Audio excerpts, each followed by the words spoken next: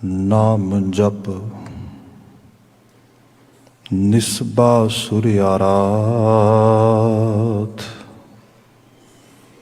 कारा तुझे न व्यापही, नानक मिटै उपात।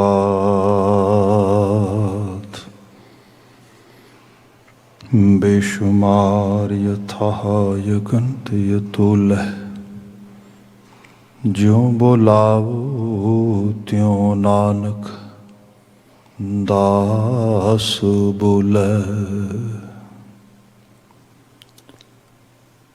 जुगो जुग अटल शब्द सतगुरु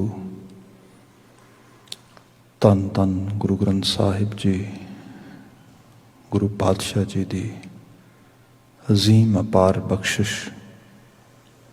चढ़दी सवेर प्रभात समय गुरु हजूर हाजिर होने का सुभाग सानू प्राप्त होया है। अजे हुणे अरदास की शमूलीयत के नाल ज्ञानी जी ने गुरु हुक्म गुरुवाक जो सानू अज इस स्थान तो तामीर हो रहा है उसका पाठ सानू सरवण करवाया है। बचन आपने बाणी रूप में सरवण कर लिया है। अगले रेबण के समय विच इन्हां गुरुवाकां की तकरीर के नाल असीं सांझ पावांगे। सो एक बार मैनू गुरु विचार प्रारंभ करने की इजाजत बख्शते हुए सब प्रेम फतेह बुलाउणी कह देना जी। वाहिगुरु जी का खालसा वाहिगुरु जी की फतेह।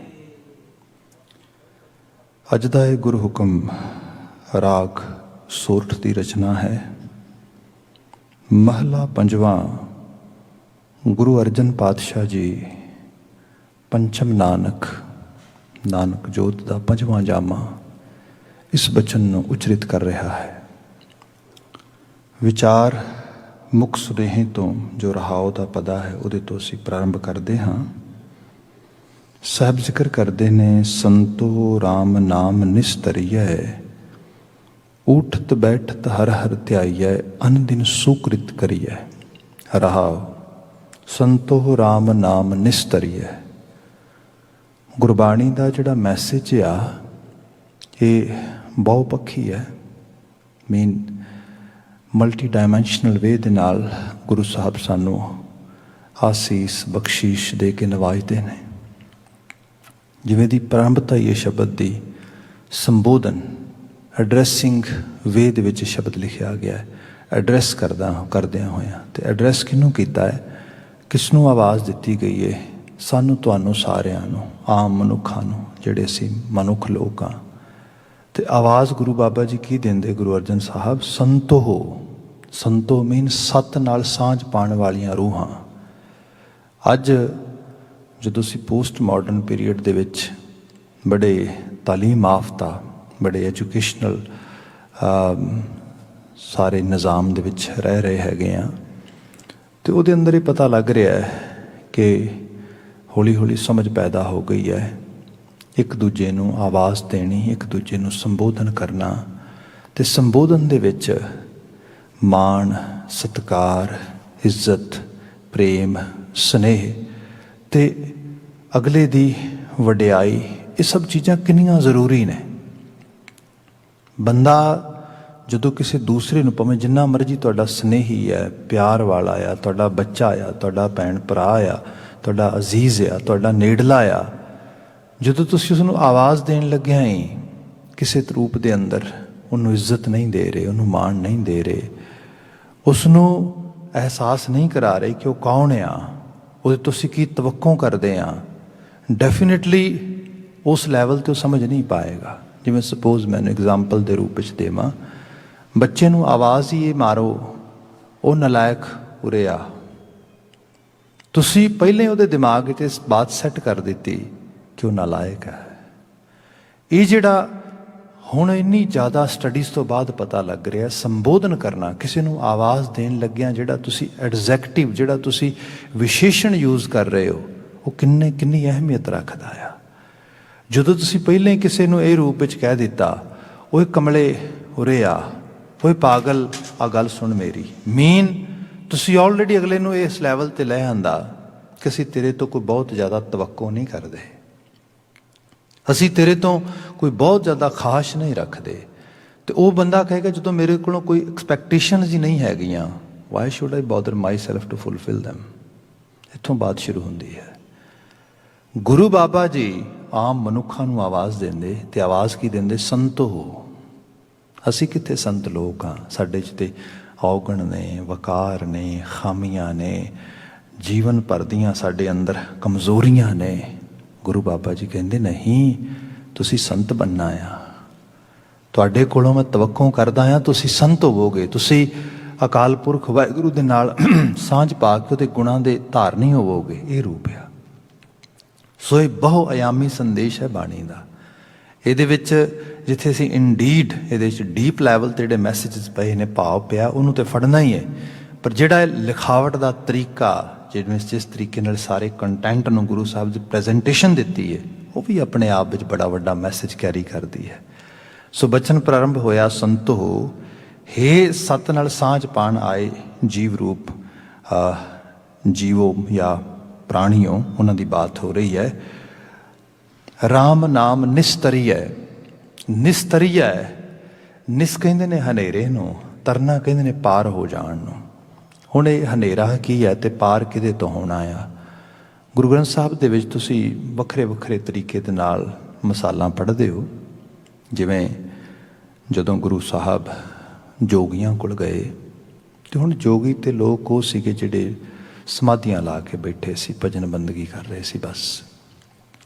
ਅੱਜ ਕੋਈ ਬੰਦਾ ਕਿਸੇ ਮੁਸ਼ਕਲ ਤਕਲੀਫ ਵਿੱਚ ਹੋਏ, ਜਾਂ ਕਿਸੇ ਬੰਦੇ ਨੂੰ ਅਸੀਂ ਸਿੱਖਿਆ ਦੇਣੀ ਹੋਏ, ਤੁਸੀਂ ਕਹਿੰਦੇ ਰੱਬ ਦਾ ਨਾਂ ਲਿਆ ਕਰ, ਰੱਬ ਰੱਬ ਕਰਿਆ ਕਰ, ਵਾਹਿਗੁਰੂ ਦਾ ਸਿਮਰਨ ਕਰਿਆ ਕਰ।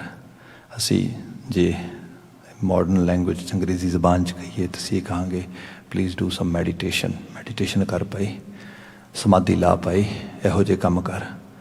ਜਿਨ੍ਹਾਂ ਦਾ ਕੰਮ ਹੀ ਸਮਾਧੀਆਂ ਲਾਉਣਾ ਸੀਗਾ, ਜਿਹੜੇ ਮੈਡੀਟੇਸ਼ਨ ਹੀ ਕਰ ਰਹੇ ਸੀ ਸਵੇਰ ਤੋਂ ਸ਼ਾਮ ਤੱਕ, ਜਿਹੜੇ ਸਿਰਫ ਭਗਤੀ ਤੋਂ ਬਿਨਾਂ ਹੋਰ ਕੁਝ ਵੀ ਨਹੀਂ ਸੀਗਾ, ਸਿਮਰਨ ਬਿਰਤੀ 'ਚ ਬੈਠੇ ਸੀਗੇ। ਮਤਲਬ ਗੁਰੂ ਸਾਹਿਬ ਉਹਨਾਂ ਕੋਲ ਗਏ ਤੇ ਬਾਬਾ ਜੀ ਨੇ ਉਹਨਾਂ ਨੂੰ ਕਿਹਾ ਇਹ ਕੀ ਕਰ ਰਹੇ ਹੋ? ਉਹ ਕਹਿਣ ਲੱਗੇ ਜੀ ਅਸੀਂ ਤੇ ਉਹੀ ਕੰਮ ਕਰ ਰਹੇ ਹਾਂ ਜਿਹੜਾ ਤੁਹਾਡੇ ਵਰਗੇ ਧਾਰਮਿਕ ਰਹਿਬਰ ਜਿਹੜੇ ਨੇ ਲੋਕਾਂ ਨੂੰ ਕਹਿਣਗੇ ਰੱਬ ਰੱਬ ਕਰੋ, ਅਸੀਂ ਤਾਂ ਕਰ ਰਹੇ ਹਾਂ। ਬਾਬਾ ਜੀ ਕਹਿੰਦੇ ਇਹ ਨਹੀਂ,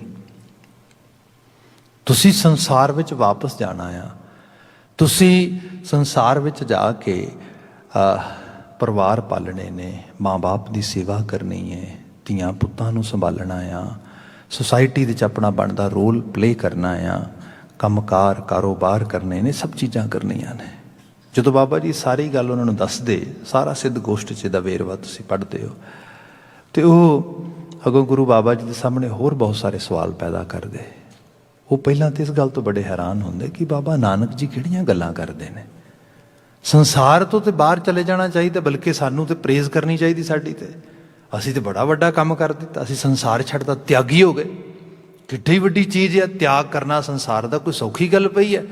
ਅਸੀਂ ਤੇ ਸਭ ਕੁਝ ਛੱਡ ਕੇ ਤੇ ਪਹਾੜਾਂ ਦੀਆਂ ਕੰਦਰਾਂ 'ਚ ਆ ਕੇ ਬੈਠ ਗਏ, ਤੇ ਬਾਬਾ ਜੀ ਸਾਨੂੰ ਕਹਿ ਰਹੇ ਨੇ ਵਾਪਸ ਚੱਲੋ, ਸੰਸਾਰ ਵਿੱਚ ਚੱਲੋ।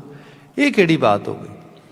ਬਕਾਇਦਾ ਤੌਰ ਤੇ ਗੁਰੂ ਸਿੱਧ ਗੋਸ਼ਟ 'ਚ ਕੁਝ ਪਦੇ ਮੈਂ ਉਹ ਤੁਹਾਡੇ ਸਾਹਮਣੇ ਵਿੱਚ ਵੇਰ ਵਿੱਚ ਬਿਆਨ ਕਰਾਂ, ਤੇ ਉਹ ਮਹਾਰਾਜ ਇਸ ਤਰੀਕੇ ਨਾਲ ਬਿਆਨ ਕਰਦੇ। ਸਾਹਿਬ ਕਹਿੰਦੇ ਕਿ ਜੋਗੀ ਗੁਰੂ ਬਾਬਾ ਜੀ ਨੂੰ ਕਹਿੰਦੇ ਵੀ ਦੁਨੀਆ ਸਾਗਰ ਦੁੱਤਰ ਕਹੀਐ, ਕਿਉਂ ਕਰ ਪਾਈਐ ਪਾਰੋ, ਚਰਪਟ ਬੋਲੇ ਔਧੂ ਨਾਨਕ, ਦੇਹੋ ਸੱਚਾ ਵਿਚਾਰੋ। ਜੋਗੀ ਚਰਪਟਨਾਥ ਉਹਨਾਂ ਜੋਗੀਆਂ ਦੇ ਵਿੱਚੋਂ ਗੁਰੂ ਨਾਨਕ ਸਾਹਿਬ ਨੂੰ ਕਹਿੰਦਾ ਆ, ਇਹ ਦੁਨੀਆ ਬਾਰੇ ਤੁਹਾਨੂੰ ਪਤਾ ਨਹੀਂਗਾ, ਦੁਨੀਆ ਸਾਗਰ ਦੁੱਤਰ ਕਹੀਐ। ਇਹ ਦੁਨੀਆ ਸਾਗਰ ਆ ਬੜਾ ਵੱਡਾ, ਇਹ ਸਮੁੰਦਰ ਆ, ਤੇ ਸਮੁੰਦਰ ਵੀ ਕਾਹਦਾ? ਦੁੱਤਰ, ਜਿਹੜਾ ਤਰਿਆ ਨਹੀਂ ਜਾ ਸਕਦਾ। ਹੁਣ ਤਰਨਾ ਜਾਂ ਸੰਸਾਰ ਸਾਗਰ ਦੀ ਜਿਹੜੀ ਮੁਸ਼ਕਿਲ ਉਹ ਕੀ ਹੈ? ਦੇਖੋ, ਅਸੀਂ ਦਿਨ ਚੜ੍ਹਿਆ, ਬਿਸਤਰੇ 'ਤੇ ਆਰਾਮ ਕਰ ਰਹੇ ਹਾਂ, ਅੱਖਾਂ ਖੁੱਲ੍ਹੀਆਂ, ਆਪਣੇ ਆਪ ਨੂੰ ਇਕੱਠਿਆਂ ਕੀਤਾ, ਤਗੜੇ ਹੋਏ, ਉੱਠੋ ਭਾਈ ਬਿਸਤਰਾ ਛੱਡੋ। ਕਾਹਦੇ ਲਈ? ਕਿਉਂਕਿ ਸੰਸਾਰ ਦੇ ਵਿੱਚ ਆਪਣੀ ਹਿੱਸੇਦਾਰੀ ਪਾਉਣੀ ਹੈ, ਦੂਜੇ ਅਰਥਾਂ ਵਿੱਚ ਮਾਇਆ ਕਮਾਉਣੀ ਹੈ ਬੰਦਾ ਇਸ ਰੂਪ ਵਿੱਚ। ਹੁਣ ਇਹ ਕਿਹੜੀ ਚੀਜ਼ ਸਾਨੂੰ ਘਰਾਂ 'ਚੋਂ ਕੱਢਦੀ ਹੈ, ਕੰਮਾਂ ਕਾਰਾਂ 'ਤੇ ਭੇਜਦੀ ਹੈ, ਮੁਸ਼ੱਕਤਾਂ ਕਰਨ ਲਈ ਪ੍ਰੇਰਦੀ ਹੈ? ਲਾਲਚ। ਜਿਹੜਾ ਮੇਰਾ ਲਾਲਚ ਆ, मैं संसार कमावांगा, अज मेरे को छोटी कार है कल नूं वड्डी कार होएगी, अज मेरे को छोटा कार है कल नूं वड्डा कार होएगा, अज मेरे कोल ते इन्नी ज़्यादा अफोर्डेबिलिटी नहीं हैगी, पर मैं आउंदे समय च अपने बच्चों उस लैवल ते लै जावांगा कि उन्हां दी अफोर्डेबिलिटी वध जाएगी। वो जो चाहन, जहो जी वोकेशन करना चाहन, जहो जी जिंदगी जीना चाहन, वो सारी नूं इंजॉय कर सकन। लालच, पर यही लालच जो लगातार वधी जाता है वधी जाता है तो बंदा फिर किते ते जाके विश्राम लाएगा ना, जो विश्राम लाना ही भुल गया। फिर ये सागर, ये लालच, ये हवस, ये जड़ा संसार का सारा ग्रीड का लैवल आ, ये खा जाता है। ये है जिन्हों कहा गया दुनिया सागर दुत्तर कही, दुत्तर आ। बंदा संसार विच जांदा आ, कमाउण लगदा आ, बनाउण लगदा आ, उहदे विच ही गवाच जांदा, उहदे अंदर ही रह जांदा आ। फिर कल्ला एक नहीं, होर भी है। मोह किन्नी वड्डी बला आ। उही शख्स जिहड़ा किसी की परवाह नहीं करता, मतलब ना कोई नींद खराब करनी, अपनी आराम की पूरी च रहना आ। जदों किते कोई बच्चा एक दो पैदा हो जाता आ, परिवार च उस किस्म के नाल मोह ऐसा वधदा आ कि मोह की हालत दे विच रात की नींद खराब हो जाती है, दिन का चैन खराब हो जाता है। मैं तो देखदा आ वडेरियां उम्र हो गई, बच्चे अगां थर्ड जनरेशन आ गई, पर अजे भी उस किस्म का मोह, उस किस्म का ते अंदर इंतहा की पकड़ पई है। हुणे सारे तो किवें बाहर निकले बंदा तो उम्र के अखीरले पड़ाव च बैठा हुंदा तो कई बार कोई कहंदा हुण तू रब रब करया करो, कहंदा रब कित्थे याद रहिंदा है। मैनूं तो इन्हां दा फिक्र सताई जांदा, इन्हां दा की बनेगा। मेरियां अखां बंद हो गईयां कल नूं ते ये की करनगे, ये किधर जाणगे। मतलब अजीब मोह की हालत है। गुरु बाबा जी नूं जोगी कहिंदे, बाबा जी किहड़ी गल करदे हो? वो संसार विच जाण दी गल कर रहे हो जिहदे च लालच है, जिहदे च मोह आ, जिहदे च क्रोध आ, जिहदे च हंकार आ, जिहदे च वासना आ, जिहदे च ईर्खा आ, जिहदे च द्वैख आ, जिहदे च तृष्णा आ। बाबा ना भेज उत्थे। वो तो दुनिया सागर दुत्तर कहियो, दुत्तर आ। कौन पाया पार उहदे तों? लोग गर्क गए ने उहदे अंदर। इहदियां संसार दियां लहरां थपेड़े जिहड़े ने वो लालच दे, वो वासना दे, अहंकार दे, सब नूं जीवन उन्हां दा विच गर्क हो गया। सो इहदे च जाके तरिया नहीं जा सकता। दुनिया सागर दुत्तर कहिए क्यों कर पाई है पारो, चरपट बोले उधू नानक देव सच्चा विचारो। चरपट ना जोगी कहंदा इहदे ते गल, इहदे ते सच्ची गल दस सानू भुलेखे च ना रखे। तो बाबा जी फिर जी बात जो जवाबदारी शुरू करते हैं तो महाराज कहेंगे भी चरपट ना जोगी गल यह है भी आपे आख है आपे समझ है तिस क्या उत्तर दी जाए। तू तो पहले अपना जिहड़ा हैगा प्री डिसाइडिड माइंड बनाया आ कि संसार पागर पार ही नहीं होया जा सकता, दुत्तर आ, ये तर ही नहीं सकते। जो तू हौसला ही हार गया, जो तू पहले डिसाइड कर दिता कि ना ना ना आप पानी च वड़ने नहीं, आप डुब जाना है, तेनों कोई नहीं बचा सकता। इत्थे ते यह है कि संसार दे विच एक बैलेंस्ड अप्रोच, गुरु नानक साहब का राह देखो कितना कितना सरल ते स्पष्ट बाबा जी ने बयान किया। ईवन जोगियां दी जो असीं बात करते हैं, जोगी डेफिनेटली बाबा नानक नूं कहिंदे होणगे नहीं नहीं नहीं दार्शनिक गल्लां ना कर साडे नाल, फलसफे ना कोट, सीधी गल दसन। किवें एवें किवें हो सकता है बंदा गारे च बड़े ते लिबड़े ना। बंदे नूं किसी स्वैंप दे विच उतार दिओ, दलदल विच उतार दिओ तो विच डुब के मरे ना, यह किवें हो सकदा? बच ही नहीं सकदा। बाबा जी ने फिर उत्थे मिसालां दित्तियां, अजे भी गुरु ग्रंथ साहिब विच मौजूद ने। बाबा जी कहिंदे एवें रहना है संसार दे विच, तरना एवें है संसार दे विच किवें जैसे जल में कमल निरालम। कौल दे फुੱਲ नूं वेख्या जे कदी? जिन्ना चिक्कड़ वधदा है, जिन्ना पानी वधदा है, कौल दा फुੱਲ होर खिड़दा है, होर चंगा हुंदा है। हुण ये जिहड़ी बात आ सानू मैटाफोरिक वे नाल मिसाली तौर पर समझाई। क्या एवें रहना जैसे जल में कमल निरालम, मुरगाई ने साने। मुरगाबी आम पंछी हुंदे ने, उन्हां दे परां ते थोड़ा जिहा पानी पै जाए तो वह उड़ नहीं सकते। मुरगाबी ऐसा परिंदा आ, ऐसा बर्ड है, ऐसा जानवर आ, सीधा आसमान तो सिद्ध पानी दे विच छाल लगाउंदा आ, 2 4 5 फुट थले जाके अपना शिकार फड़दा, फिर पानी चों बाहर निकल के आसमान ते उड़ जाता। एग्जैक्टली इन बिन मनुख की बिरती होए। मनुख संसार विच रहे पर संसार दियां कमजोरियां वासनावां इन्हां सारियां दा शिकार ना होए। जिवें सरल इन होर मिसाल कर दिना वा, ਜਿਵੇਂ ਬਾਬਾ ਕਬੀਰ ਜੀ ਕਹਿੰਦੇ ਨੇ ਵੀ ਚਾਲੇ ਤੇ ਹਰ ਮਿਲਨ ਕੋ ਵਿਚੈ ਅਟਕਿਓ ਚੀਤ, ਤੁਰੇ ਕਿਸੇ ਹੋਰ ਰਾਹ ਤੁਸੀਂ ਪਹੁੰਚ ਕਿਤੇ ਹੋਰ ਗਏ। ਲੋਕ ਪਰਿਵਾਰ ਬਣਾਉਂਦੇ ਸੁੱਖ ਲੈਣ ਵਾਸਤੇ, ਖੁਸ਼ੀ ਲੈਣ ਵਾਸਤੇ, ਇੱਕ ਦੂਜੇ ਦੀ ਮਦਦ ਕਰਨ ਵਾਸਤੇ, ਇੱਕ ਦੂਜੇ ਦੀ ਬਾਂਹ ਫੜਨ ਵਾਸਤੇ। ਇੱਕ ਦੂਜੇ ਦਾ ਵਿਹਾਰ ਇਸ ਕਿਸਮ ਨਾਲ ਤੰਗ ਕਰਦਾ। ਤੁਸੀਂ ਦੇਖੋ ਘਰਾਂ ਥਾਵਾਂ ਦੇ ਵਿੱਚ ਗੁੱਸੇ 'ਚ ਆਏ ਹੋਏ ਲੋਕ ਇੱਕ ਦੂਜੇ ਨੂੰ ਡੈਮੇਜ ਕਰਨ 'ਤੇ ਪੂਰੀ એનર્ਜੀ ਲਾ ਦਿੰਦੇ, ਇੱਕ ਦੂਜੇ ਨੂੰ ਨੀਵਾਂ ਵਿਖਾਉਣ 'ਤੇ ਸਾਰਾ ਜ਼ੋਰ ਲਾ ਦਿੰਦੇ। ਈਰਖਾ ਦੁਆਖ ਵਧੇ ਹੋਏ ਇਸ ਹਾਲਤ 'ਤੇ ਜਾ ਜਾਂਦੇ ਕਿ ਦੂਜੇ ਨੂੰ ਖਜਾ ਕੇ, ਦੂਜੇ ਨੂੰ ਸਤਾ ਕੇ ਖੁਸ਼ੀ ਮਿਲਦੀ, ਨਾ ਕਿ ਉਹਦਾ ਕੁਝ ਭਲਾ ਕਰਕੇ। ਘਰਾਂ ਦੇ ਝਗੜੇ ਹੋਰ ਕੁਝ ਵੀ ਨਹੀਂ, ਜਿਹਨੂੰ ਅਸੀਂ ਐਨਵੀ ਕੰਪਲੈਕਸ ਕਹਿੰਦੇ ਹਾਂ ਨਾ, ਆਪਸ ਦੇ ਵਿੱਚ ਮੁਫਾਦੀਅਤ ਹੋਣੀ। ਇਹ ਕੀ ਹੈ? ਇੱਕ ਦੂਜੇ ਨੂੰ ਕੌੜੀ ਗੱਲ ਕਹਿਣੀ ਹੈ, ਇੱਕ ਦੂਜੇ ਦੇ ਨਾਲ ਖਹਿਣਾ ਆ, ਇੱਕ ਦੂਜੇ ਨੂੰ ਨੀਵਾਂ ਵਿਖਾਉਣਾ ਆ। ਹੁਣ ਇਹ ਸਾਰੀ એનર્ਜੀ ਡਾਇਵਰਟ ਹੋ ਰਹੀ ਰੋਂਗ ਸਾਈਡ ਨੂੰ। ਇਸ ਸਾਰੇ ਦੇ ਵਿੱਚ ਕੀ ਹੈ? ਬੰਦੇ ਨੂੰ ਭੁੱਲ ਹੀ ਗਿਆ ਕਿ ਜੀਵਨ ਇੱਕ ਦੂਜੇ ਦੇ ਭਲੇ ਵਾਸਤੇ ਸੀ, ਸੁੱਖ ਵਾਸਤੇ, ਇੱਕ ਦੂਜੇ ਦੀ ਵੈਲ ਬੀਇੰਗ ਦੀ ਟੇਕ ਕੇਅਰ ਕਰਨ ਵਾਸਤੇ ਸੀਗਾ, ਨਾ ਕਿ ਇਹ ਸਾਰੇ ਕਰਕੇ। ਈਵਨ ਜਿਹੜੀ ਬੰਦੇ ਦੀ ਬਹੁਤੀ ਤਰੱਕੀ ਦਾ ਵੀ ਕਾਰਨ ਆ, ਤਰੱਕੀ ਦੇ ਵਿੱਚ ਵੀ ਕਾਰਨ ਇਹ ਬਣ ਰਿਹਾ ਕਿ ਬੰਦਾ ਦੂਜੇ ਨੂੰ ਵਿਖਾਉਣ ਵਾਸਤੇ, ਸਾੜਨ ਵਾਸਤੇ, ਮੈਂ ਉਹਦੇ ਤੋਂ ਅੱਗੇ ਲੰਘ ਜਾਵਾਂ, ਮੇਰਾ ਪਤਾ ਤਾਂ ਲੱਗੇ, ਮੈਂ ਵਿਖਾਵਾਂਗਾ। ਸ਼ੋਅ ਆਫ ਕਰਨ ਦੀ ਬਿਰਤੀ ਜਿਹੜੀ ਹੈ, ਇੱਕ ਬਹੁਤ ਚੰਗੀਆਂ ਬਿਰਤੀਆਂ ਨਹੀਂ ਗੀਆਂ। ਗੁਰੂ ਬਾਬਾ ਜੀ ਕਹਿੰਦੇ ਇਹ ਸੰਸਾਰ ਹੈ ਤੇ ਚਿੱਕੜ, ਪੋਸੀਬਿਲਿਟੀ ਹੈ ਆਲੇ ਦੁਆਲੇ ਚਿੱਕੜ ਫੈਲ ਰਿਹਾ, ਤੁਸੀਂ ਵੀ ਉਸੇ ਚਿੱਕੜ 'ਚ ਲਿਬੜ ਜਾਓ। ਪਰ ਜੇ ਕਿਤੇ ਜਾਂਚ ਆ ਜਾਏ ਰਹਿਣ ਦੀ ਕੌਲ ਦੇ ਫੁੱਲ ਦੀ ਤਰ੍ਹਾਂ, ਫਿਰ ਵਧਿਆ ਹੋਇਆ ਚਿੱਕੜ ਜਿਹੜਾ ਆ ਇਹਨੂੰ ਤੁਹਾਡਾ ਨੁਕਸਾਨ ਨਹੀਂ ਕਰੇਗਾ। ਜੇ ਕਿਤੇ ਜਾਂਚ ਆ ਜਾਏ ਫਿਰ ਮੁਰਗਾਬੀ ਦੀ ਤਰ੍ਹਾਂ ਤੁਸੀਂ ਸੰਸਾਰ ਵਿੱਚ ਆਓ ਤੇ ਸੰਸਾਰ ਦੇ ਵਿੱਚ ਇਸੇ ਤਰੀਕੇ ਨਾਲ ਬਾਹਰ ਨਿਕਲ ਜਾਓ ਬਿਨਾਂ ਲਿਬੜੇ ਤੋਂ। ਉਹ ਸਾਰੇ ਲਈ ਗੁਰੂ ਨਾਨਕ ਸਾਹਿਬ ਬਿਲਕੁਲ ਠੀਕ ਹੈ, ਮਿਸਾਲਾਂ ਤੇ ਠੀਕ ਨੇ। ਅਸਾਂ ਕੀ ਕਰਨਾ ਹੈ? ਸ਼ਬਦ ਪੜੋ, ਮਹਾਰਾਜ ਜ਼ਿਕਰ ਕਰਦੇ, ਜੈਸੇ ਜਲ ਮੈਂ ਕਮਲ ਨਿਰਾਲਮ ਮੁਰਗਾਈ ਨੈਸਾਣੈ, ਸੁਰਤ ਸ਼ਬਦ ਭਵ ਸਾਗਰ ਤਰੀਐ। ਸੁਰਤ ਸ਼ਬਦ, ਆਪਣੀ ਸੁਰਤ ਨੂੰ ਸ਼ਬਦ ਵਿੱਚ ਰੱਖੋ। ਹੁਣ ਕੌਲ ਦੇ ਫੁੱਲ ਦੀ ਮਿਸਾਲ ਦਿੱਤੀ, ਕਹਿੰਦੇ ਨੇ ਕੌਲ ਦੇ ਫੁੱਲ ਨੂੰ ਬੜੇ ਧਿਆਨ ਨਾਲ ਦੇਖੋ। ਉਹ ਸਾਰੀ ਖੁਰਾਕ ਚਿੱਕੜ ਤੋਂ ਲੈਂਦਾ ਹੈ, ਜੜ੍ਹਾਂ ਉਹਦੀਆਂ ਚਿੱਕੜ 'ਚ ਹੁੰਦੀਆਂ ਨੇ। ਜਿਹੜਾ ਉਹਦਾ ਰੂਪ ਸਰੂਪ ਹੈ ਸਾਰਾ ਪਾਣੀ ਤੋਂ ਬਣਦਾ ਆ, ਪਾਣੀ ਦੇ ਉੱਤੇ ਆਪਣਾ ਵਜਨ ਟਿਕਾਉਂਦਾ ਸਾਰਾ। ਪਰ ਜਿਹੜੀ ਦੋਸਤੀ ਹੈ, ਨਾ ਉਹ ਚਿੱਕੜ ਨਾਲ ਲਾਉਂਦਾ ਹੈ, ਨਾ ਪਾਣੀ ਨਾਲ ਲਾਉਂਦਾ। ਦੋਸਤੀ ਪਤਾ ਕਿਹਦੇ ਨਾਲ ਲਾਉਂਦਾ? ਉਹ ਸਾਂਝ ਕਿਹਦੇ ਨਾਲ ਰੱਖਦਾ? ਅਸਮਾਨ ਤੇ ਚੜ੍ਹਨ ਵਾਲੇ ਸੂਰਜ ਨਾਲ। ਸੂਰਜ ਚੜ੍ਹਦਾ ਤੇ ਖਿੜ ਜਾਂਦਾ, ਸੂਰਜ ਡੁੱਬਦਾ ਤੇ ਬੁੱਝ ਜਾਂਦਾ। ਬਸ ਸਾਂਝ ਉਹਨੇ ਉਹਦੇ ਨਾਲ ਨਹੀਂ ਰੱਖੀ। ਇਨ ਬਿਨ ਸੰਸਾਰ ਦੇ ਵਿੱਚ ਆ ਲੋਗਨ ਸਿਓ ਮੇਰਾ ਠਾਠਾ ਬਾਗਾ, ਸਾਚ ਨਾਮ ਮੇਰਾ ਮਨ ਲਾਗਾ। ਇਹ ਠਾਠਾ ਬਾਗਾ ਤੇ ਰਹੇ, ਰਹਿਣਾ ਇੱਥੇ ਹੀ ਹੈ। ਜਬ ਲਗ ਦੁਨੀਆ ਰਹੀ ਹੈ ਨਾਨਕ ਕਿਛ ਸੁਣੀਏ ਕਿਛ ਕਹੀਏ। ਲੋਕਾਂ ਨਾਲ ਨਾਤੇਦਾਰੀ ਤੇ ਰਹੇਗੀ, ਕਮਿਊਨੀਕੇਸ਼ਨ ਰਹੇਗਾ, ਸਾਂਝਾਂ ਰਹਿਣਗੀਆਂ।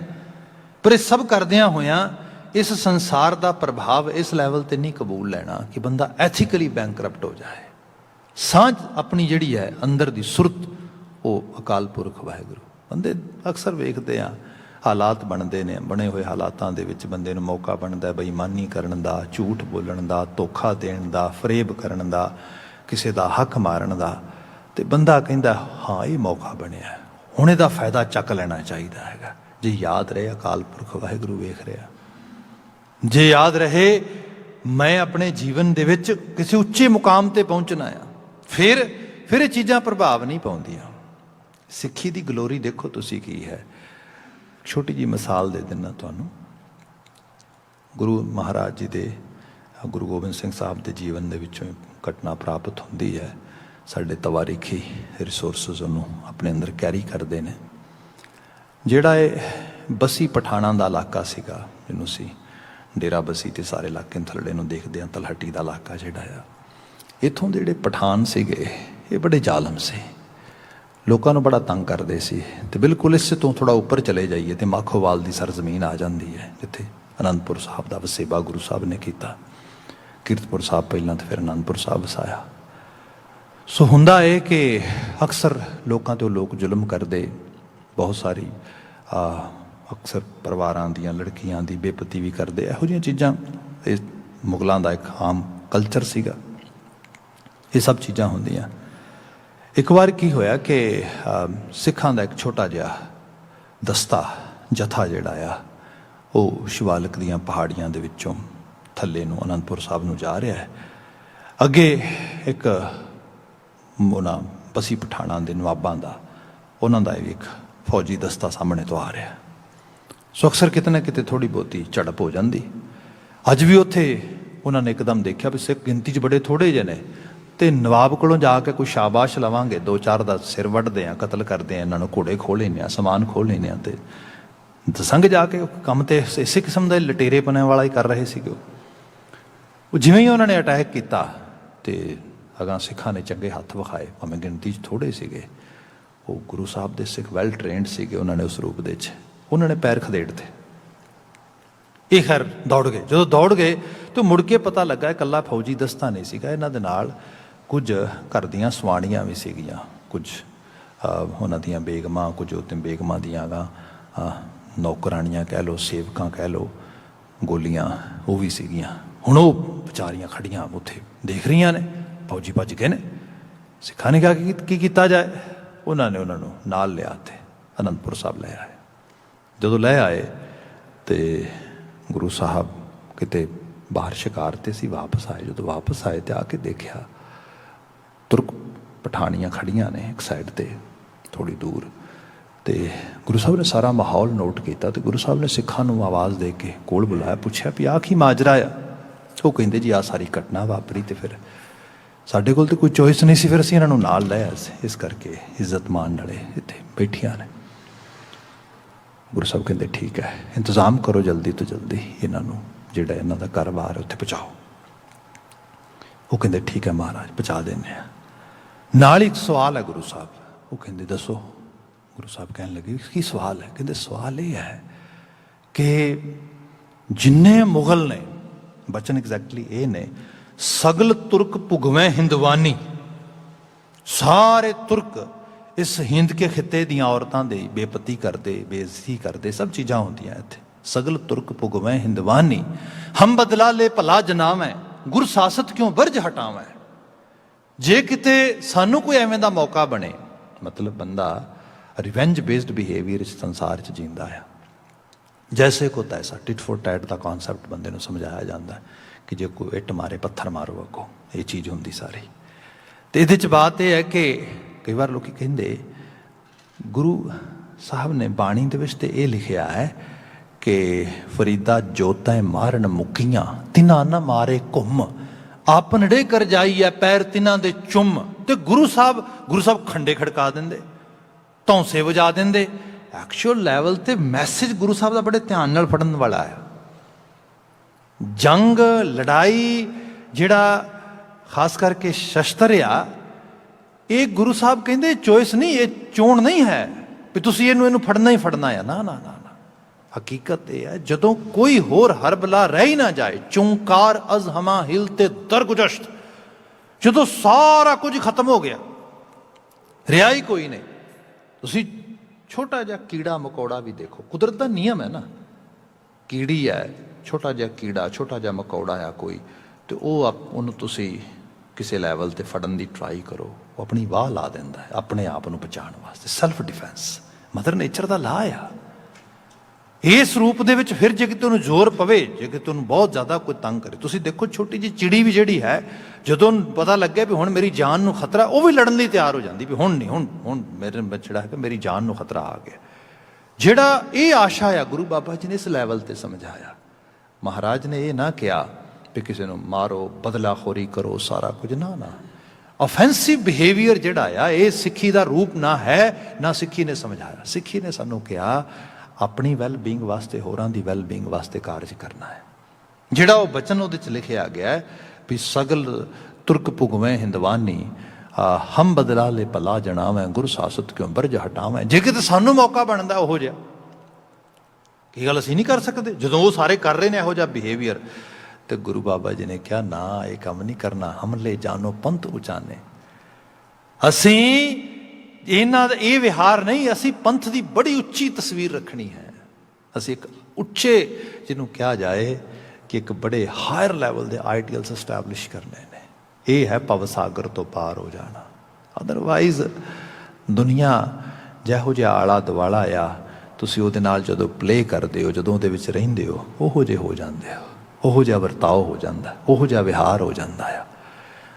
ਨਾਮ ਇਸ ਕਰਕੇ ਜਪੋ, ਬਾਣੀ ਇਸ ਕਰਕੇ ਪੜ੍ਹੋ, ਤੁਹਾਡੇ ਆਈਡੀਅਲ ਉੱਚੇ ਰਹਿਣ, ਤੁਹਾਨੂੰ ਦਿਸਦੇ ਰਹਿਣ, ਮੈਂ ਇੱਥੇ ਜਾਣਾ ਆ, ਮੌਕੇ ਬਣ ਰਹੇ ਨੇ ਬੇਈਮਾਨੀ ਦੇ, ਮੌਕੇ ਬਣ ਰਹੇ ਨੇ ਨਸ਼ੇ ਖਾਣ ਦੇ, ਮੌਕੇ ਬਣ ਰਹੇ ਨੇ ਜੀਵਨ ਯਾਪਨ ਦੇ ਵਿੱਚ ਗਰਕ ਜਾਣ ਦੇ। ਪਰ ਉਹ ਸੱਚ ਇਹ ਹੈ, ਨਾਮ ਜਪਣਾ ਹੈ, ਬਾਣੀ ਪੜ੍ਹਨੀ, ਸੰਗਤ ਕਰਨੀ, ਇਹੋ ਜਿਹੇ ਹਾਲਾਤ ਬਣਾ ਕੇ ਰੱਖਣੇ, ਇਹ ਚੀਜ਼ਾਂ ਅਪੀਲ ਹੀ ਨਾ ਕਰਨ, ਇਹ ਚੀਜ਼ਾਂ ਲੱਗ ਜਾਣ। ਇਹ ਜੀਵਨ ਇਸ ਵਾਸਤੇ ਥੋੜ੍ਹਾ ਮਿਲਿਆ ਆ, ਇਸ ਪਾਸੇ ਨਹੀਂ ਜਾਣਾ। ਇਹ ਹੈ ਦੁਨੀਆ ਸਾਗਰ ਦੁੱਤਰ, ਜਿਹੜੀ ਕਹੀਏ ਜਿਹੜੀ ਦੁੱਤਰ ਸੰਸਾਰ ਹੈ, ਉਹ ਤੋਂ ਪਾਰ ਹੋਣ ਦਾ ਤਰੀਕਾ। ਗੁਰੂ ਬਾਬਾ ਜੀ ਨੇ ਇਹ ਤਰੀਕਾ ਅਪਣਾਇਆ। ਇੱਥੇ ਗੁਰੂ ਨਾਨਕ ਸਾਹਿਬ ਦਾ ਬਚਨ ਸੀਗਾ, ਸੁਰਤ ਸ਼ਬਦ ਭਵ ਸਾਗਰ ਤਰੀਐ, ਨਾਨਕ ਨਾਮ ਵਖਾਣਾ। ਨਾਨਕ ਇਹ ਨਾਮ ਦੀ ਵਖਾਣਤਾ ਕਰਦਾ ਹੈ। ਇਹ ਰਾਹ ਹੈ ਨਾਨਕ ਦਾ, ਇਹ ਰਾਹ ਹੈ ਗੁਰੂ ਬਾਬਾ ਜੀ ਦਾ। ਇੱਥੇ ਗੁਰੂ ਅਰਜਨ ਸਾਹਿਬ ਜ਼ਿਕਰ ਕਰਦੇ, ਸੰਤੋ ਹੇ ਸਤ ਨਾਲ ਸਾਂਝ ਪਾਣ ਆਏ, ਇਨਸਾਨੋ ਬਸ਼ਰੋ ਜੀਵੋ, ਰਾਮ ਨਾਮ ਨਿਸਤਰੀਏ ਆਓ। ਪ੍ਰਭੂ ਦੇ ਨਾਮ ਦਾ ਸਹਾਰਾ ਲੈ ਕੇ ਆਪਣੇ ਆਪ ਨੂੰ ਇਸ ਹਨੇਰੇ ਦੀ ਅਵਸਥਾ ਦੇ ਵਿੱਚੋਂ, ਹਨੇਰਾ ਹੁੰਦਾ ਇਲਿਟਰੇਸ਼ਨ, ਅਗਿਆਨਤਾ, ਅਮੂੜਤਾ, ਦੋ ਚੀਜ਼ਾਂ 'ਚ ਬੰਦਾ ਗੁਨਾਹਗਾਰ ਬਣਦਾ ਆ। ਨੰਬਰ 1 ਇਨੋਸੈਂਟ ਲੈਵਲ 'ਤੇ, ਜਦੋਂ ਬੰਦੇ ਨੂੰ ਪਤਾ ਨਹੀਂਗਾ। ਦੂਜਾ ਇਗਨੋਰੈਂਟ, ਇਗਨੋਰੈਂਸ ਜਿਹੜੀ ਨੂੰ ਬਲਿਸ ਕਿਹਾ ਜਾਂਦਾ ਆ। ਮੋਸਟਲੀ ਜਿਹੜੀ ਇਨੋਸੈਂਸ ਆ, ਇਹ ਤਾਂ ਕਿਤੇ ਨਾ ਕਿਤੇ ਫਿਰ ਵੀ ਕੋਈ ਜਸਟੀਫਾਈ ਕਰੇਗਾ, ਪਰ ਹਕੀਕਤ ਇਹ ਹੈ ਕਿੰਨਾ ਕੁ ਸਮਾਂ ਇਨੋਸੈਂਟ ਕਾਰਡ ਪਲੇ ਕਰਾਂਗੇ। ਹੁਣ ਬੰਦਾ ਕਹੇ ਜੀ ਮੈਨੂੰ ਤਾਂ ਪਤਾ ਨਹੀਂ ਬਾਣੀ 'ਚ ਕੀ ਲਿਖਿਆ ਆ। ਭਾਈ ਤੇਰੀ ਵਿਰਾਸਤ ਆ, ਸਿੱਖਾਂ ਦੇ ਘਰ ਪੈਦਾ ਹੋਏ, ਗੁਰਦੁਆਰੇ ਬਣੇ ਨੇ, ਇਹਨਾਂ ਗੁਰਦੁਆਰਿਆਂ 'ਚ ਗੁਰੂ ਗ੍ਰੰਥ ਸਾਹਿਬ ਦਾ ਪ੍ਰਕਾਸ਼ ਹੈ, ਕੀਰਤਨ ਹੁੰਦਾ ਆ, ਪੋਥੀਆਂ, ਸਾਰਾ ਕੁਝ। ਅੱਜ ਕੱਲ੍ਹ ਤੇ ਸਾਰਾ ਕੁਝ ਜਿਹੜਾ ਆ ਡਿਜੀਟਲ ਮੀਡੀਆ ਦੇ ਉੱਤੇ ਅਵੇਲੇਬਲ ਆ। ਫਿਰ ਵੀ ਬੰਦਾ ਕਹੇ ਕਿ ਮੈਨੂੰ ਨਹੀਂ ਪਤਾ ਅਸਲ ਵਿੱਚ ਜੀਵਨ ਕਿਵੇਂ ਜੀਣਾ ਚਾਹੀਦਾ ਆ, ਜਾਂ ਹੋਰ ਨੂੰ ਸਰਲ ਕਰ ਲਿਆ ਜਾਏ। ਅੱਜ ਆਪ ਅਹਿਸਾਸ ਕਰੋਗੇ, ਮੈਂ ਪਿੱਛੇ ਜੋ ਕਿ ਪ੍ਰਿਜ਼ਨ 'ਚ ਕਾਫੀ ਕੰਮ ਕਰ ਰਿਹਾ ਪਿਛਲੇ ਕਾਫੀ ਸਮੇਂ ਤੋਂ, ਮੈਂ ਤੇ ਦੇਖ ਰਿਹਾ ਕਿ ਕੁਝ ਰੀਸੈਂਟਲੀ ਟ੍ਰੈਂਡ ਮੈਂ ਦੇਖਿਆ ਆ, ਖਾਸ ਕਰਕੇ ਘਰਾਂ ਦੇ ਵਿੱਚ ਜਿਹੜਾ ਡੋਮੈਸਟਿਕ ਇਨਵਾਇਰਮੈਂਟ ਹੈ, ਡੋਮੈਸਟਿਕ ਵਾਇਲੈਂਸ ਆ, ਇਹ ਲਗਾਤਾਰ ਵੱਧ ਰਹੀ ਹੈ। ਡੋਮੈਸਟਿਕ ਅਬਿਊਜ਼ ਵੀ ਵੱਧ ਰਿਹਾ ਆ, ਵਾਇਲੈਂਸ ਅਗੇਂਸਟ ਵਿਮੈਨ ਕਿਡਸ ਇਹ ਵੀ ਵੱਧ ਰਹੀ ਹੈ, ਇੱਕ ਵੱਡੇ ਲੈਵਲ 'ਤੇ ਅਲਾਮਤ ਆ ਰਹੀ ਹੈ। ਅਤੇ ਉਹਦੇ ਅੰਦਰ ਜਿਹੜਾ ਸਭ ਤੋਂ ਵੱਡਾ ਇਸ਼ੂ ਆਉਂਦਾ ਮੋਸਟਲੀ, ਉਹ ਹੁੰਦਾ ਆ ਐਂਗਰ ਇਸ਼ੂਜ਼, ਐਂਗਰ ਪ੍ਰੋਬਲਮਸ। ਗੁੱਸਾ ਆ, ਮੂਮੈਂਟ ਆਫ ਹੀਟ ਦੇ ਵਿੱਚ ਬੰਦਾ ਇਸ ਤਰੀਕੇ ਦਾ ਫੈਸਲਾ ਲੈਂਦਾ ਆ, ਕਿਸੇ ਦਾ ਸਰੀਰਕ ਤੌਰ 'ਤੇ ਨੁਕਸਾਨ ਕਰ ਦਿੰਦਾ ਆ, ਕੁੱਟਮਾਰ ਕਰ ਦਿੰਦਾ, ਇਹੋ ਜਿਹੀਆਂ ਚੀਜ਼ਾਂ ਹੁੰਦੀਆਂ। ਰੀਸੈਂਟਲੀ ਅਸੀਂ ਕੁਛ ਚੀਜ਼ਾਂ ਨੋਟ ਕੀਤੀਆਂ ਕਿ ਸੇਮ ਅਫੈਂਸ ਵਾਸਤੇ ਸੇਮ ਕਿਸਮ ਦੇ ਚਾਰਜਸ ਦੇ ਅੰਦਰ ਸਜ਼ਾ ਵੱਧ ਰਹੀ ਹੈ, ਸਜ਼ਾ ਵੱਧ ਰਹੀ ਹੈ। ਇਸ ਤਰੀਕੇ ਦੇ ਨਾਲ ਕਾਫੀ ਸਾਰੇ ਕੇਸਿਸ ਆਏ। ਤੋ ਇੱਕ ਬੜੇ ਹਾਈਲੀ ਐਜੂਕੇਟਡ ਪ੍ਰੋਫੈਸ਼ਨਲ, ਉਹ ਡੋਮੈਸਟਿਕ ਇਸ਼ੂ ਕਰਕੇ ਪ੍ਰਿਜ਼ਨ ਵਿੱਚ, ਫੈਡਰਲ ਪ੍ਰਿਜ਼ਨ ਵਿੱਚ ਮੇਰੇ ਮੁਲਾਕਾਤ ਹੋਈ। ਤੋ ਗੱਲਾਂ ਬਾਤਾਂ ਕਰਨ ਦੇ ਦੌਰਾਨ ਉਹ ਕਹਿੰਦਾ ਵੀ ਇਹ ਸੇਮ ਅਫੈਂਸ ਦੇ ਵਿੱਚ 10 ਸਾਲ ਪਿਛਲੇ ਬੰਦਿਆਂ ਨੂੰ ਇੰਨੀ ਸਜ਼ਾ ਮਿਲੀ ਹੈ ਅਤੇ ਮੈਨੂੰ ਇੰਨੀ ਮਿਲੀ ਹੈ। ਇਸ ਕਿਸਮ ਦਾ ਕੁਝ ਸਿਨੈਰੀਓ ਬਿਆਨ ਕਰ ਰਿਹਾ। ਅਤੇ ਮੈਂ ਉਹਨੂੰ ਬੜੇ ਧਿਆਨ ਨਾਲ ਸੁਣ ਰਿਹਾ, ਅਤੇ ਮੈਂ ਉਹਨੂੰ ਪੁੱਛਿਆ, ਮੈਂ ਕਿਹਾ ਉਹਦਾ ਰੀਜ਼ਨ ਕੀ ਹੈ? ਕਹਿੰਦਾ ਮੈਂ ਵੀ ਪੁੱਛਿਆ ਸੀਗਾ ਬਕਾਇਦਾ ਤੌਰ 'ਤੇ ਕਰਾਊਨ ਦੇ ਇੱਕ ਆਫਿਸਰ ਨੂੰ ਕਿ ਇਹ ਸਾਰਾ ਕੁਝ। ਤਾਂ ਉਹ ਕਹਿੰਦਾ ਉਹਦਾ ਕਾਰਨ ਉਹ ਇਹ ਕਹਿ ਰਿਹਾ ਸੀਗਾ ਕਿ ਜਦੋਂ ਤੱਕ ਤੇ ਲੋਕਾਂ ਨੂੰ ਨਹੀਂ ਸੀ ਪਤਾ ਕਿ ਐਂਗਰ ਇਸ਼ੂਜ਼ ਕਰਕੇ ਬੰਦੇ ਦੇ ਬਿਹੇਵੀਅਰ ਪ੍ਰੋਬਲਮਸ ਆ ਸਕਦੀਆਂ ਨੇ, ਬੰਦਾ ਆਪਣੇ ਲਈ ਦੂਜਿਆਂ ਲਈ ਨਰਕ ਬਣਾ ਸਕਦਾ ਹੈ, ਚਲੋ ਠੀਕ ਹੈ। ਪਰ ਕਹਿੰਦਾ ਹੁਣ ਤੇ ਹਰ ਚੀਜ਼ ਜਿਹੜੀ ਹੈ ਈਜ਼ੀਲੀ ਅਵੇਲੇਬਲ ਹੈ, ਇਨਫੋਰਮੇਸ਼ਨ ਅਵੇਲੇਬਲ ਆ, ਸਪੋਰਟ ਅਵੇਲੇਬਲ ਆ, ਸਾਰਾ ਕੁਝ, ਫਿਰ ਵੀ ਬੰਦਾ ਧਿਆਨ ਨਹੀਂ ਦੇ ਰਿਹਾ।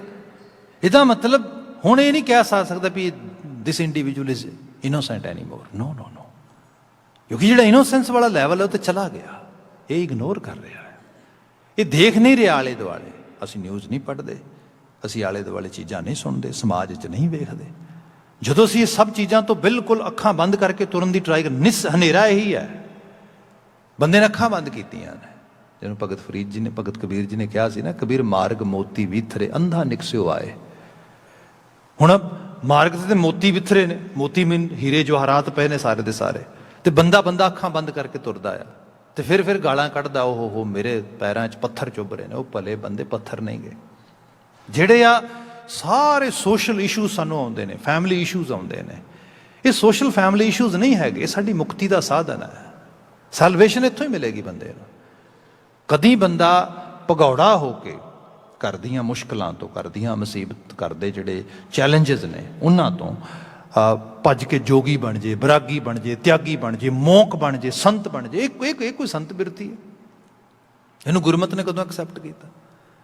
ਬਲਕਿ ਸੰਤ ਤੇ ਉਹ ਆ ਜਿਹਨੂੰ ਗੁਰੂ ਅਮਰਦਾਸ ਸਾਹਿਬ ਨੇ ਕਿਹਾ ਸੀਗਾ, ਜੋਗ ਨਾ ਭਗਵੀਂ ਕੱਪਣੀ, ਜੋਗ ਨਾ ਮੈਲਾ ਵੇਸ, ਨਾਨਕ ਘਰ ਬੈਠਿਆਂ ਜੋਗ ਪਾਈਐ।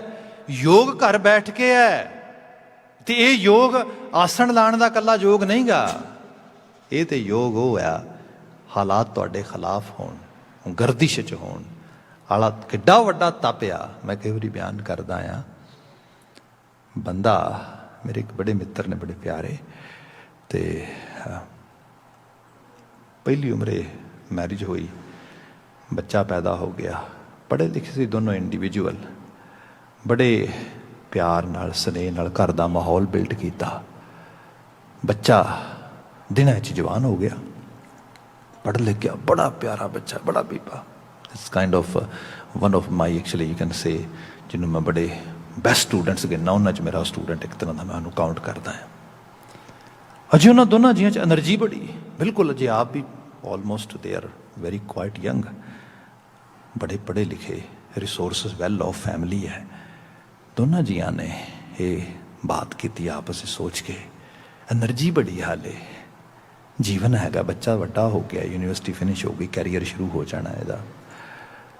ਅਜੇ ਆਪਾਂ ਬਹੁਤ ਕੁਝ ਦੀ ਸੁਸਾਇਟੀ ਨੂੰ ਦੇ ਸਕਦੇ ਹਾਂ, ਕਿਉਂ ਨਾ ਇੱਕ ਕੰਮ ਕਰੀਏ, ਕੋਈ ਬੱਚਾ ਅਡਾਪਟ ਕਰ ਲਈਏ, ਇੱਕ ਅੱਧਾ ਬੱਚਾ ਹੋਰ ਪਾਲੀਏ ਇਹੋ ਜਿਹਾ, ਕਿਉਂਕਿ ਉਹ ਆਪਣੀ ਉਮਰ ਤੇ ਲੰਘ ਗਈ ਵੀ ਬਾਇਓਲੋਜੀਕਲੀ ਅਸੀਂ ਉਸ ਪ੍ਰੋਸੈਸ 'ਚ ਜਾਈਏ, ਪਰ ਐਕਚੁਅਲੀ ਚਲੋ ਸੋਸਾਇਟੀ ਵਾਸਤੇ ਕੁਝ ਭਲਾ ਕਰੀਏ।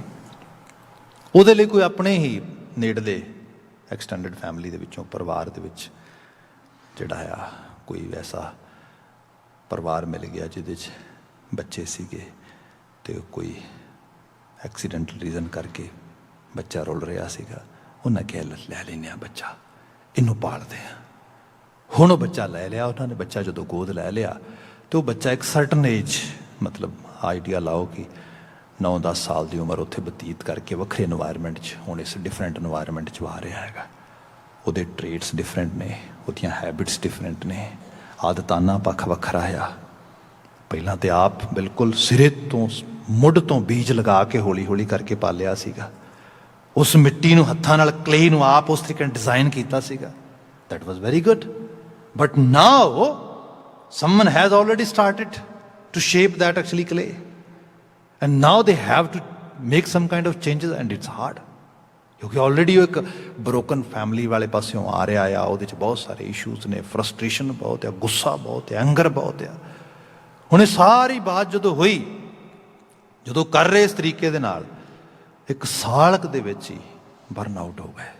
ਉਹ ਕਹਿੰਦੇ ਉਹ ਮੈਨੂੰ ਖੁਦ ਕਹਿੰਦੇ, ਬੜੀ ਭਜਨੀਕ ਰੂਹਾਂ ਨੇ, ਕਹਿੰਦੇ ਜੀ ਸੱਚ ਇਹ ਹੈ, ਪਿਛਲੇ ਕੋਈ 3-4 ਮਹੀਨਿਆਂ ਤੋਂ ਰੋਜ਼ ਸ਼ਾਮ ਨੂੰ ਮਨ ਵਿੱਚ ਇੱਕੋ ਹੀ ਗੱਲ ਆਉਂਦੀ ਵੀ ਇਹਨੂੰ ਅਨਡੂ ਕਰਦੀ ਕਿਸੇ ਤਰੀਕੇ ਦੇ ਨਾਲ।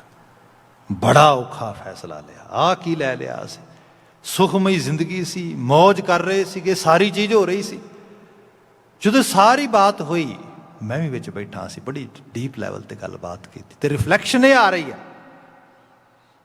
ਇਹ ਤਪ ਆ, ਇਹ ਤਪ ਕਰੋ। ਹੁਣ ਬਾਹਰਲਾ ਤਪ ਤੇ ਬੜਾ ਸੌਖਾ ਆ, ਧੂਣੀ ਤਪਾ ਕੇ ਕੋਈ ਵੀ ਬੈਠ ਜਾਏਗਾ। ਤਪ ਕੀ ਹੈ? ਤਪ ਇਹ ਇਹੋ ਜਿਹੇ ਮਾਹੌਲ 'ਚ ਰਹਿਣਾ।